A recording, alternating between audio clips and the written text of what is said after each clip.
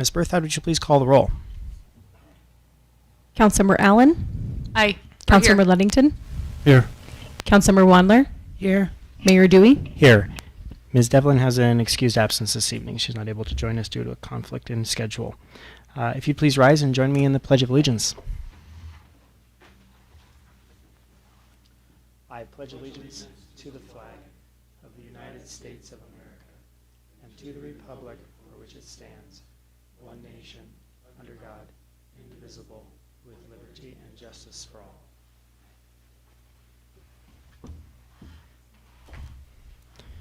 Okay, at this time we'll take public comments from citizens not on items not on tonight's agenda.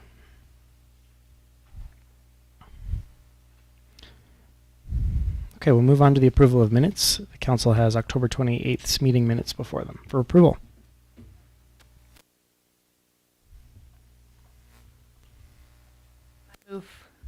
I move to approve minutes, October 28th, 2021. Is there a second?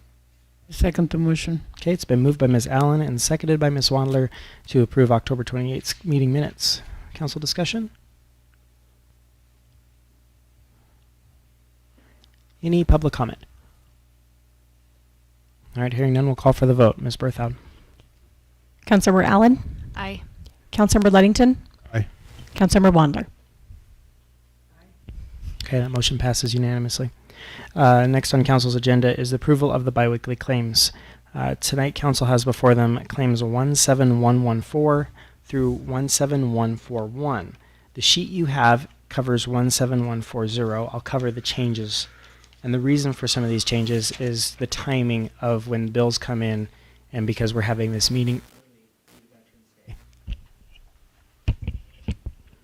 The changes or the additions to the list cover 17138 for Motorola Solutions in the amount of $375. That is for the August subscription for the police department software.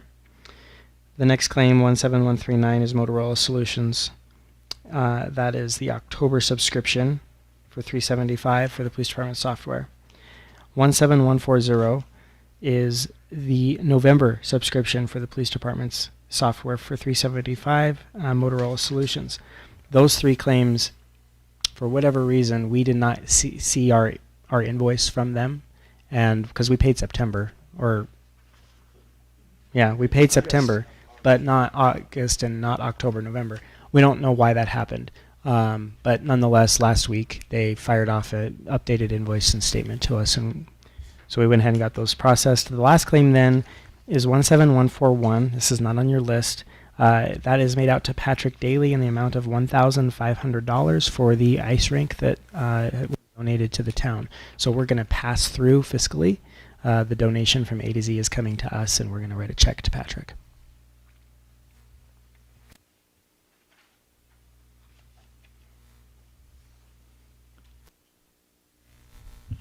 I make a motion to approve the claims as presented. Is there a second? I'll second that motion. Okay, it's been moved by Mr. Ludington and seconded by Ms. Allen to approve claims as presented. Council discussion? 17115, secure warrant. It looks like some kind of subscription. What is it? It's an annual subscription that the police department uses to process their search warrants. And it's a go-between between the courts and the police. 17132.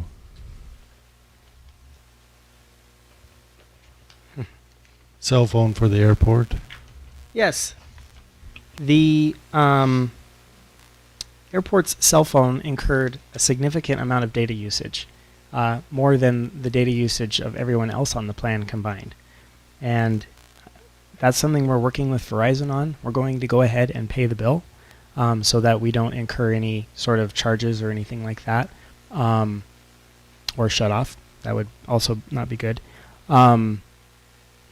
Technical support has already evaluated the phone to see what happened, because they've evaluated the data usage to see what the data usage was, and they say it's a search engine of some kind. It's not streaming, although streaming would generally create that kind of data usage. It's unclear still, and I'm not directly involved with dealing with customer support. That's something that Wendy and the airport manager are tag teaming and working with Verizon on. But my direction at this time was to go ahead and pay the bill that we owe so that we don't incur any sort of a late fee or shut off on the account. And then our hope is that when they get it resolved, we can see a credit back on our bill towards the legitimate usage of that phone. Because there shouldn't be that much data usage on a phone. Even when I travel on my mayor's phone, I don't hardly use 2 gigabytes a month, and this was like 40, yeah, 60. something like that. It was a lot of data. So yes, that's the explanation of that dollar amount. If we pay it, are we gonna get a credit? I don't think we really want $4,775 in credit versus. I don't know that specifically, and like I said, I'm not dealing directly with Verizon. That's something Wendy's doing. Hope would be that we could get a refund for that dollar amount. Yeah, I don't know as though Verizon really wants us to, or wants to owe us that kind of money. So that's yet to be seen. Claim number 17124. Why are we paying property tax for George? This is one of those pieces of property. It's a very small sliver up by the railroad that we own for whatever reason. It's arguably it's right of way, but it's not. It's not a platted piece of right of way. It's a platted piece of land, and it was deeded to George May, with us as an additional owner, and we've never been able to resolve it, and no one's found the time to go in for $13.98 and really investigate why a property deeded to George May is being taxed. But I don't think the piece of land is bigger than this room.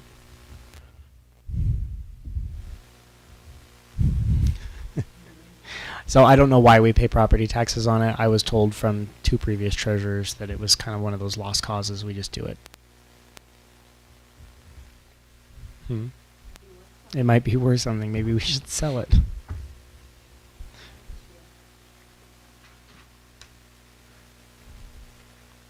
We have a water line running through it. We would not sell it. Any other questions from the council on the claim? Number 17134, the Internal Revenue Service penalty and interest. That is on employment withholdings. So we came up short on the reconciliation for withholdings of employees' income taxes. And while that was reconciled, we incurred interest on it. So Wendy spoke to them, and they've basically put a hold on the interest until they get the check. So as long as they get the check when we promised them after this meeting, then we reduced some interest for us.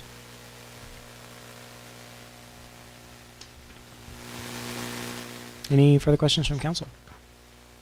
Is there any public comment on the claims? Okay. Hearing none, we'll call for the vote. Ms. Berthoud? Councilmember Allen? Aye. Councilmember Ludington? Aye. And Councilmember Wandler? Aye. All right, we'll move into administrative reports and rapid fire.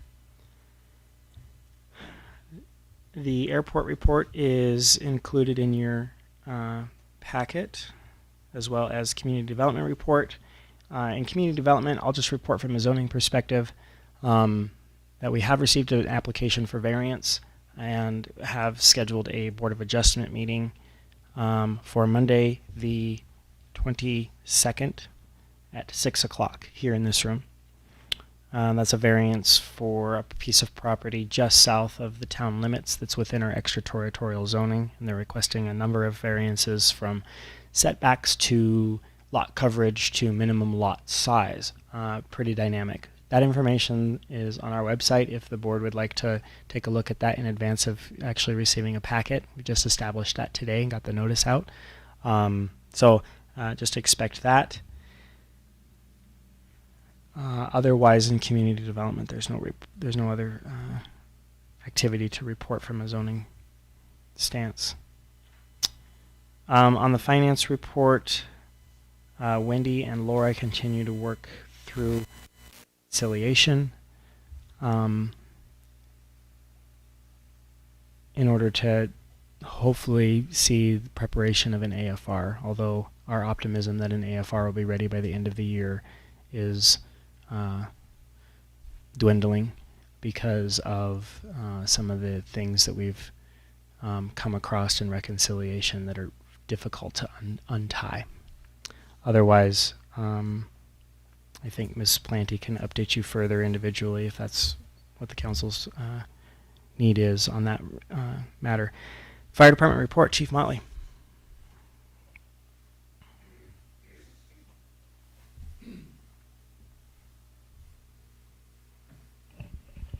So I assume that the report is in the packet.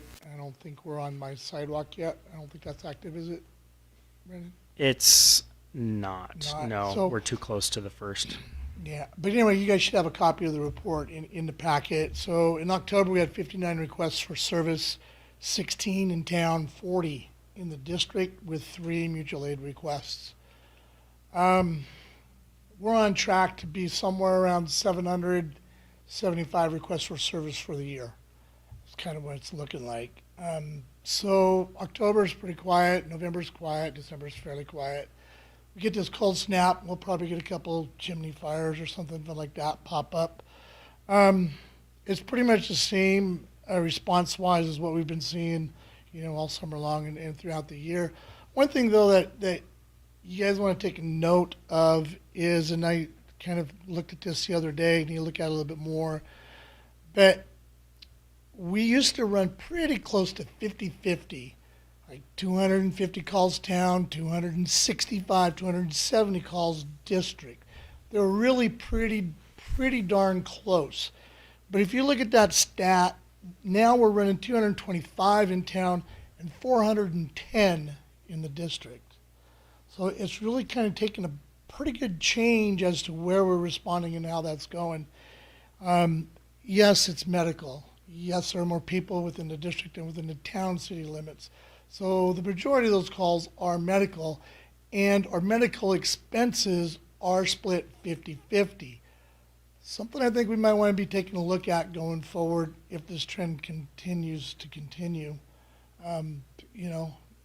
It's almost a 2-to-1 type response thing, but we're paying 50% of the bill. So I think that's something we need to be paying attention to and see how it tracks out and what continues to go there. But other than that, yeah, it's pretty much business as usual within the fire department. Out of that 649 requests for service, we only have 1 that we didn't send anybody to. So for a bunch of part-time volunteer guys, that's a pretty good track record. So any questions?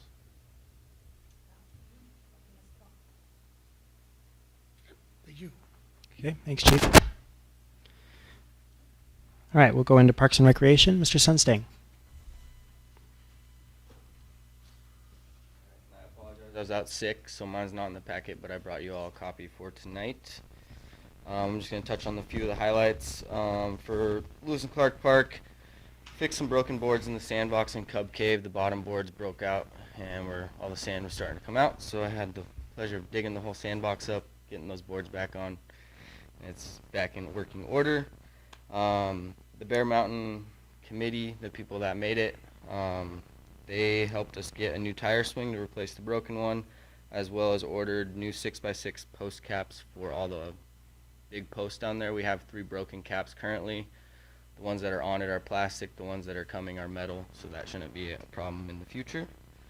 River Park, we removed the trash cans for winter. We've had some weird dumping down there. There was a trash can full of just rocks. There was a trash can full of wine bottles. And so that's obviously not park trash. And with winter coming, we don't see much use of that park. It gets pretty icy and sketchy down there. So there's still a little bit of traffic, but we are removing those cans for winter. Father Valley Park, as some of you have probably noticed, the old structure's out. Site prep is in progress currently. The goal is to have the site prepped and ready by the end of this week and to install the new playground next week, wood chips, border wall, all that.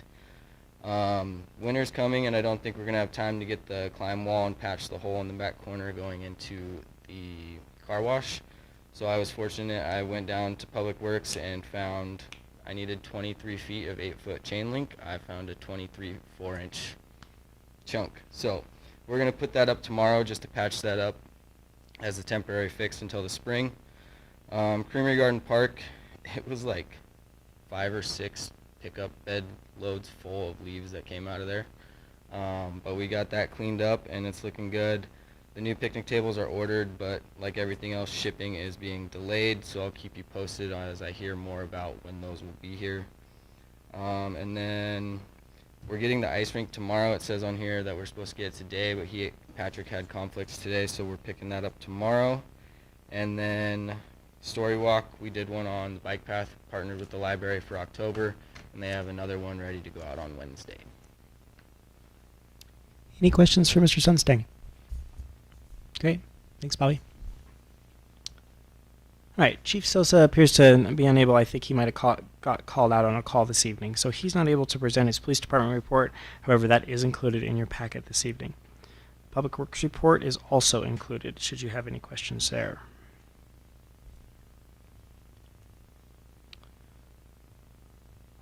Okay.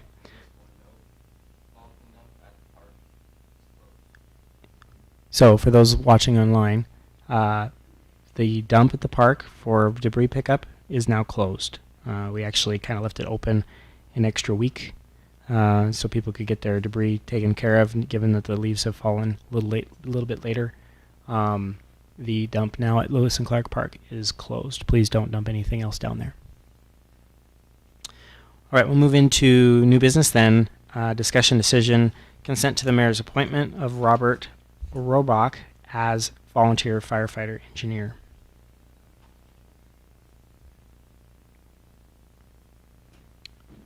Your packet includes a nomination, more or less, from Chief Motley, requesting that this individual be appointed to the fire department. I'll make a motion to consent to the mayor's appointment of Robert Robach as volunteer firefighter engineer. Is there a second?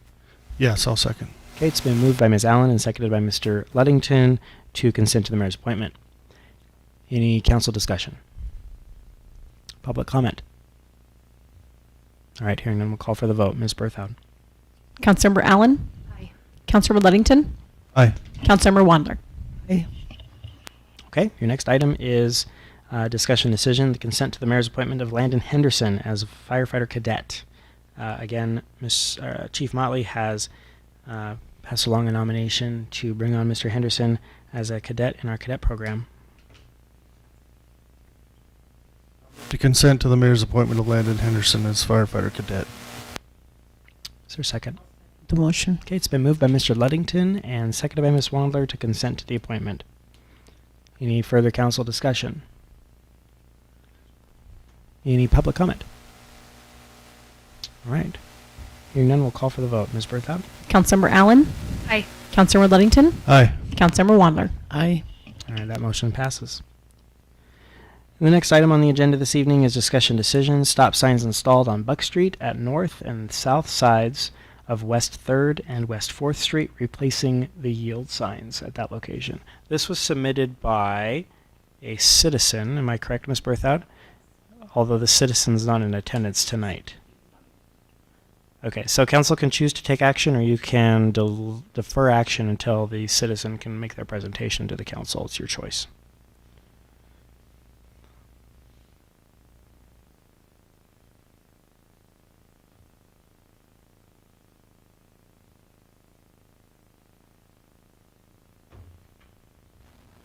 I suggest that we postpone until citizen can be here to make a presentation of the council. I'm uninclined at this moment to replace the yield signs. Okay, do I hear a motion to table to our next meeting? I'll motion to table that. The stop signs at 3rd and north corners of Buck. To your November 23rd meeting? Okay. Is there a second? Second the motion. I'll second the motion. Okay, it's been moved by Ms. Allen and seconded by Ms. Wandler to table new business item item C, to the November 23rd Town Council meeting. Any further council discussion? Public comment? All right, we'll call for the vote. Ms. Berthoud. Councilmember Allen, Aye. Councilmember Ludington, Aye. and Councilmember Wandler. Aye. Okay, motion passes. The next item of business is discussion decision, selection of a firm to do a transportation master plan for the town of Stevensville. The town advertised a request for qualifications thoroughly to find a firm to come in and do the transportation master plan. The last time that a streets master plan was touched for the town of Stevensville was in 2006.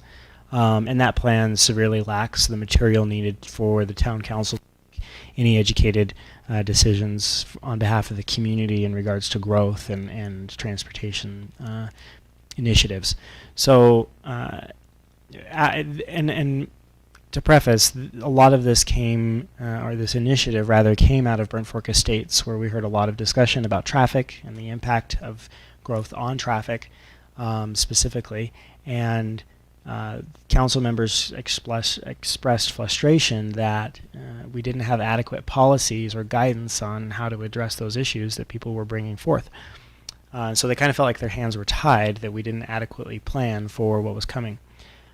This is an attempt to, or an initiative to rectify that situation so that as future annexations and growth occur, there's some sort of plan in place to help us or help guide us through how to deal with that.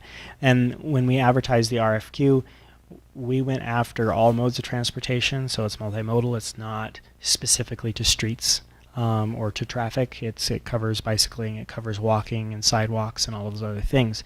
And it's been well noted in the community that while we would like to see some advancement on sidewalk replacement, we've not seen the progress we'd like to see. And a lot of that is because we lack a plan to prioritize what sections of sidewalk to replace. So this would be a step in that direction as well. Altogether, the town received one proposal in response to the RFQ. Admittedly, the RFQ was aggressive in what we requested that the what we requested the RFQ to provide. So we received one response from HDR and RPA out of Helena. HDR is out of Missoula. What they did was partner, which is very unusual. We don't see these types of partnerships between engineering firms. HDR likes to work with the town of Stevensville. They value the relationship that we have. They also have tremendous knowledge of our community, having worked here for the time that they have. However, transportation planning is not necessarily something specific to their wheelhouse. They have transportation experts, but when it comes to the planning document and facilitating a public process, that's not something that they're very good at. However, RPA is good at that. And so it was an interesting collaboration that they put together. The proposal is impressive, to say the least. I think it says a lot about the position the town is in today and the work that the administration has done to get this caliber of a proposal out of a firm like this. So the Planning and Zoning Board has reviewed the proposal, and they are now passing along to council for final selection so that we can move forward and get a contract into place with these folks. And at that time, once contracts come forth, then we'll work through task orders and specific costs as to what elements we'll proceed with. So with that, I'll defer to council for action. I'll make a motion to select a firm for a transportation master plan update. Second the motion. Sir, okay, it's been moved by Mr. Ludington and seconded by Ms. Wandler to proceed with the selection as recommended by the Planning and Zoning Board. Further council discussion. Mr. Ludington. I think I said something about this at the last council meeting.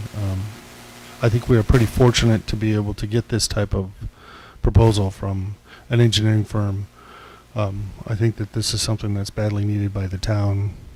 There's a lot of changes in that type of area now than there was, of course, in 2006 when the last one was done, which was basically just the engineer and Public Works driving around and noting where water mains and sewer mains were and trying to figure out what roads were in good condition and otherwise. This is more of a plan of what we will be able to do in the future and help us to facilitate a lot of the further action by the town as far as transportation goes. I highly recommend that we approve this plan or move forward with it anyway. If we can proceed in a relatively rapid fashion with this plan, it will also put us in a good position with the infrastructure package that's being that's coming out of Congress and passed through there. I think it was just over the weekend that we saw Congress moved that infrastructure bill forward that includes transportation funding, which the ARPA program did not include. That focused its efforts on water and sewer. This is now a little bit more transportation money that's available, and the town today is not in a really good place to demonstrate our need for transportation funding under those grant programs that we expect to come out. However, with a master plan in place, it would not only help us demonstrate the need that we have in this community for certain projects, but it would also help us prioritize which projects we need to seek funding for. And you oftentimes score better on those grant programs when you're prepared and you know what you need versus help us fund something we're taking a shot in the dark on. So, and we discussed that kind of dynamic with the water project that, we're entering into design, and that's going to get us a few more points in that process. So, is there any further council discussion? Public comment?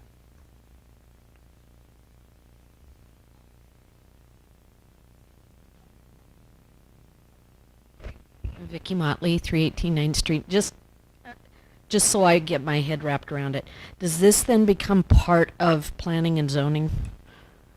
Or is it a separate, is it something that the planning and zoning looks at when you're looking at new subdivisions? Yes. Okay. Everybody will look at it. Okay. Is there any further public comment on the selection of a firm for the transportation master plan? Okay. Hearing none, we'll go ahead and call for the vote. Ms. Berthoud. Councilmember Allen? Aye. Councilmember Ludington? Aye. And Councilmember Wander. Aye. Okay. That motion passes unanimously. The next item of business is discussion decision on a contract with Central Square, also known as Zerker, for the police department's reporting system. The police department currently operates under a software system that's owned by Motorola. When we first got into it, it wasn't owned by Motorola. It was owned by some hole in the wall someplace in Salt Lake or something. It was a new software, and we were able to get into it pretty cheap. And then Motorola eventually bought them out. That software system has been around since, like 2016-ish, maybe a little earlier, 2013 maybe. And it was a tremendous upgrade for the department. However, it's not without its flaws, but it was affordable. The biggest challenge that we have with that system today is that while we are required to report incident-based reporting data, IBR data, to the state of Montana and the national law enforcement gurus, much like the fire department does through the National Fire Incident Reporting System, this system doesn't do an adequate job of reporting that data to the state. It has an automated module that tries its very hardest to do that, but it fails miserably. When I was the police clerk, we were behind a year. We worked really hard straight through to try to get that year caught up, and we were able to do some of that work and get us caught up within a few months. But then as soon as a transition happens, we fall behind again, and we're just at a point now where the folks at the Board of Crime Control for the state of Montana would really like to see some success in getting Stevensville's data out of us. So with that, they've offered us a grant in order to switch to a system that will enable us to promptly and completely report our data to the state. This is the same platform that the Ravalli County Sheriff and Hamilton Police Department use. It integrates with those agencies. We have security of our own data, but we're also able to pass through information like name searches and that sort of thing, so that if there's something going on in both jurisdictions, there's an ability to pass that through. There's some cooperativeness there. It also helps us with some buying power in the software. It'll integrate with the CAD system that's used by 911, which is not something our current system does. Every call that's entered into the computer system at dispatch is also entered into the computer system at SPD. It's not seamless, and that's something we'd like to streamline. This gives the officers a little bit more mobility as well. As we put mobile data terminals in their vehicles, this software better fits that platform so that they're able to use it on the go rather than at their desk. So altogether, it's an advantageous move for SPD, especially given we've looked at these software systems before, and it's been cost prohibitive for the town to do until the Board of Crime Control came through with a grant. There is a small match. I think it's just $1,800 for us to do that, which candidly, when we're not paying our alley subscription, which is the subscription you just paid for this evening, we pay that month to month. Once we stop that monthly subscription, we can redirect the subscription to getting this set up towards that $1,800, and then there will be an annual subscription fee for that Zerker software. So altogether, Chief Sosa's done a great job working with the folks at Central Square and with the Board of Crime Control to get this project up off the ground and finally completed. I know that I've had conversations with Kathy about this over the last 18 months, and we're finally seeing some forward movement in SPD in this regard. So it's exciting, and if you have any questions, I'll do my best to answer them, although I had planned on Chief Sosa being here to present it. So.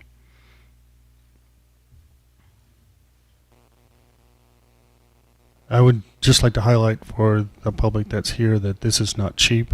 This is $18,000, of which $18,000 is going to be covered by the Board of Crime Control grant. They're paying 90%, and the town is going to pay $1,800. So that's the only way this is going to be able to happen, is if, like the mayor said, is that we have somebody who is willing to help the town get to where we need to be to make sure that the crime is being correctly reported, so that we can track how it's being done, get extra facilities and training on what we need to make sure that we can try to do some prevention in this particular area.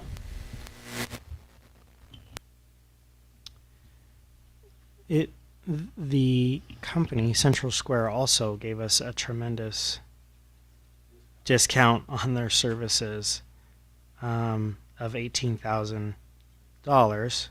So altogether, these services, if we were to go onto this all on our own, we'd be looking at a $36,000 expenditure to do this on our own, and instead we're going to pay $1,800. Mentioned an annual fee for this. How much would that be? Do you know? The first year annual maintenance total is $1,630, and then the first year subscription total is $240. I would imagine that's consistent year to year. So let's just go with $2,000 is what the budget will be per year for this platform.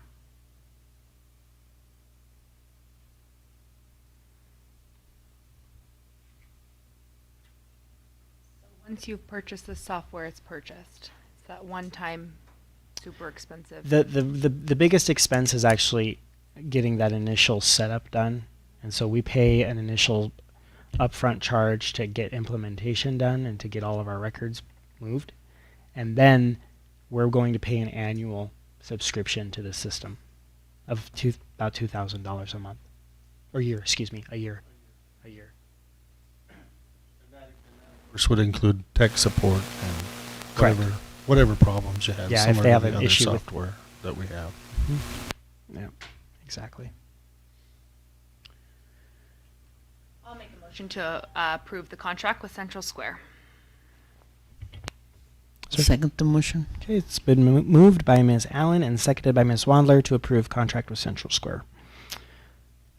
Is there any further council discussion? Is there any public comment? Okay. Hearing none, we'll call for the vote. Ms. Bertha. Councilmember Allen, Aye. Councilmember Ludington, Aye. and Councilmember Wander. Aye. Okay. The next item of business is discussion decision on the CARES officer agreement between the town of Stevensville and Stevensville Public Schools. As we discussed in our budget discussions, we are taking a run at re-implementing a hybrid, modified school resource officer program. The biggest distinction is that we're not requiring school resource officer training, but we are putting an emphasis on community-oriented policing and some youth diversion techniques in that regard. So the school has agreed verbally to partner with the town of Stevensville on helping with the cost of this program in this position in SPD. And Chief Sosa has drafted a contract. Admittedly, we borrowed the contract from the city of Bozeman and removed the requirements that they attend any SRO school on a national scale. That's the only change we made to the agreement. Outside of that, it stands exactly as it was written for Bozeman. So as next steps, upon your approval this evening, if that's the direction you go, we will send to the school district for their approval next, and to say that this is a program we're okay with moving forward in, and continue that conversation with them. Yes.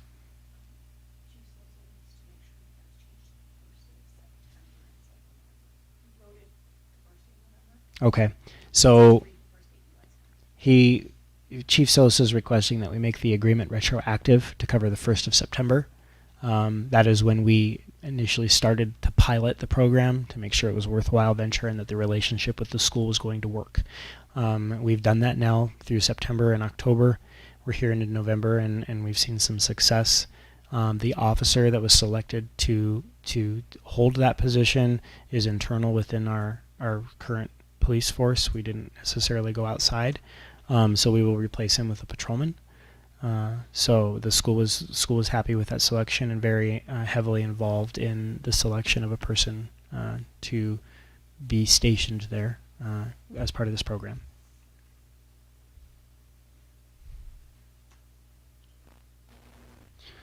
I'll make a motion to approve the CARES officer agreement between the town and the school. I'll second that motion. Okay, it's been moved by Mr. Ludington and seconded by Ms. Allen to approve the CARES officer agreement with the school. Is there any further council discussion? You need to make sure that we note that the change of the date on the contract.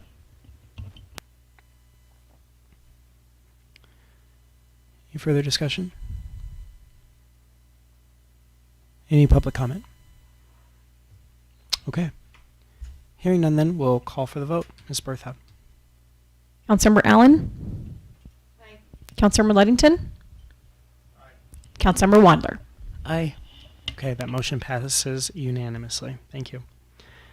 The next item and final item of business on the council's agenda tonight is discussion decision on the HDR contract amendment for water take condition assessment.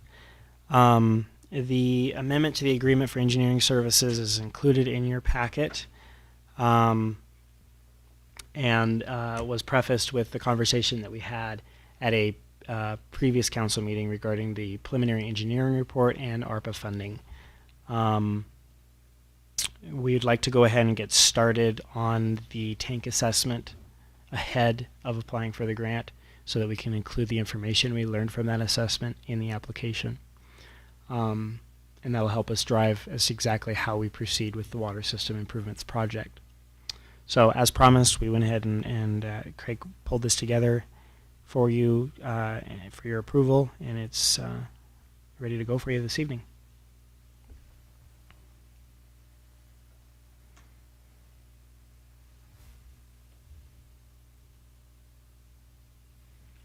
I'll make a motion to approve the amended HDR contract for water tank condition. I'll second the motion. Okay. It's been moved by Ms. Allen and seconded by Ms. Wandler to approve the contract amendment. Further council discussion. Public comment.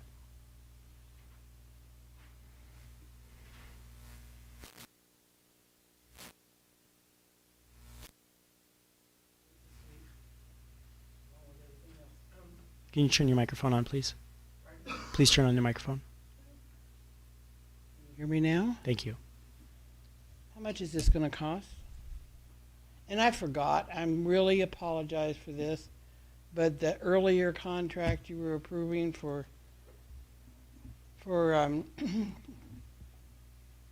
highway and traffic, is there a cost to that? There's no contract associated with that yet. It was just the selection of the firm. Okay. The contract will come back Do they to the have council. a bid in? No. Okay. Excuse me for not asking that earlier. My brain finally connected. The contract amendment for the HDR contract is estimated to be $252,694. And that covers. That covers project management, preliminary design, final design, bidding services as a future task, services during construction as a future task as well. So is that So what it does the condition assessment on the water tank, and it gets us ready for the grant. and that's what the council is approving? Correct. Okay. Is there any further public comment? All right. Hearing none, Lynn, we'll call for the vote. Ms. Berthoud? Councilmember Allen? Aye. Councilmember Ludington? Aye. Councilmember Wandler? Okay, that motion passes unanimously. Under the executive report, there's not a whole lot right now to report on. Things are relatively quiet, and the administration is easing into a transition given the results of last Tuesday's election. The only thing I'll share with council in that regard is that I have received indication from some staff members that they are not willing to proceed and continue working with the new administration. Although I've not received official resignations, I've received indication that they desire to leave the organization. Given that, there may be some transition hiccups or delays that we'll have to just address on a case-by-case basis if in fact those resignations do come through. In full disclosure, if we receive a resignation for a position, I'm not inclined to replace that position under my last 55 days left in office. I'll essentially hold that until Mr. Gibson can come in and make that selection and decide whether he wants that position replaced and who he wants that position replaced with.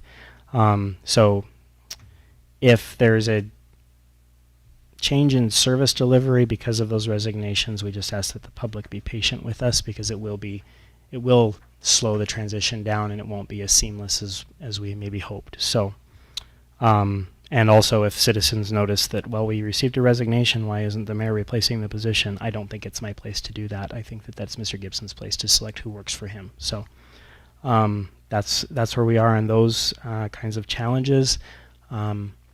Otherwise, I think we do have a number of both board meetings and council meetings scheduled coming up throughout the calendar, so we'll keep you informed as those things come about. Otherwise, I don't have anything else to report in the executive report unless council has questions for me. Okay, council comments? Ms. Allen.